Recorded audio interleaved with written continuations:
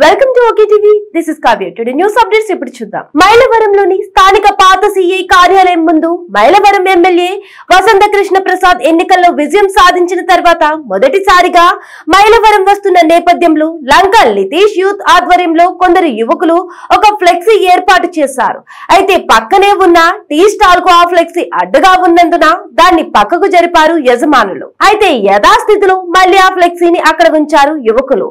ఈ విషయాన్ని స్థానిక టీడీపీ నేతకు ఆ యజమాని తెలుపగా ఫ్లెక్సీ కట్టిన యువకుడిని పిలిపించి అతనిపై ఆ నాయకుడు చేయి చేసుకున్నట్లు బాధితులు తెలిపారు. ఈ ఫ్లెక్సీ ప్రమాదం చిలికి గాలివానై వర్గపోరు బయటపడింది. ప్రస్తుత ఎమ్మెల్యే వసంత కృష్ణ ప్రసాద్ గతంలో వైఎస్ఆర్ కాంగ్రెస్ పార్టీలో ఉండగా ఆ పార్టీ నాయకులు మాజీ మంత్రి జోగి రమేష్ కు వసంత కృష్ణ ప్రసాద్ కు కొన్నాళ్లు కోల్డ్ వార్ నడిచింది. ఆ తర్వాత వైసీపీలో ఇమడలేక మైలవరం అభివృద్ధి కాంక్షిస్తూ వసంత కృష్ణ ప్రసాద్ టీడీపీలో చేరారు. ఆ తర్వాత వైసీపీ నుంచి వసంత కృష్ణ ప్రసాద్ తెలుగుదేశం పార్టీలోకి చేరి ఎమ్మెల్యేగా గెలుపొందిన విషయం అందరికీ తెలిసిందే. కాగా వసంత కృష్ణ ప్రసాద్ పార్టీ మారినప్పుడు ఆయన వెంట కొంతమంది వైసీపీ నుంచి టీడీపీలోకి వచ్చారు. పార్టీ 5 సంవత్సరాల నుంచి ప్రతిపక్షంలో ఉండి క్యాడర్ ను కాపాడుకుంటూ వచ్చి ఇప్పుడు పెత్తనం మరొకరు చేస్తుంటే ఎలా చూస్తూ ఉంటామని లంకా లితీష్ వర్గం ఆవేదన వ్యక్తం చేస్తుంది. ఒక చిన్న ఫ్లెక్సీ వివాదం నడుమ ఈ విషయం తేట తెల్లమైంది. ఇది వర్గ పొడుకు తావిస్తుందని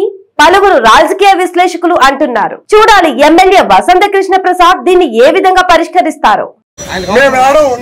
ఏమనంటే లితీష్ ఆన్ రెచ్చగొట్టారు ఈయన రెచ్చగొట్టారు. అరే నా కొడక గంజా ఉన్న నా కొడుకు ఎవడు ఇప్పుడు దాకా చెప్పండి. కుర్రోలు గంజే బెచ్చని ఆ బెచ్చని ఈ బెచ్చని చెప్పు.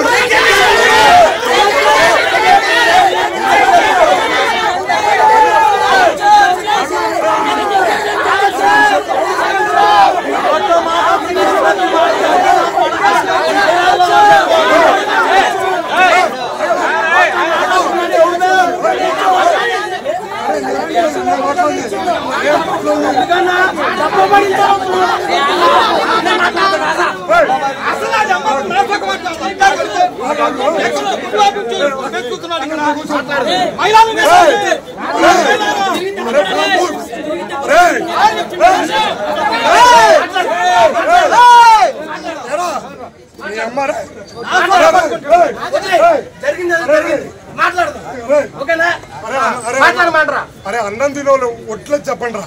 మేము లాగుతాం 5 పార్టీ ఉందారా?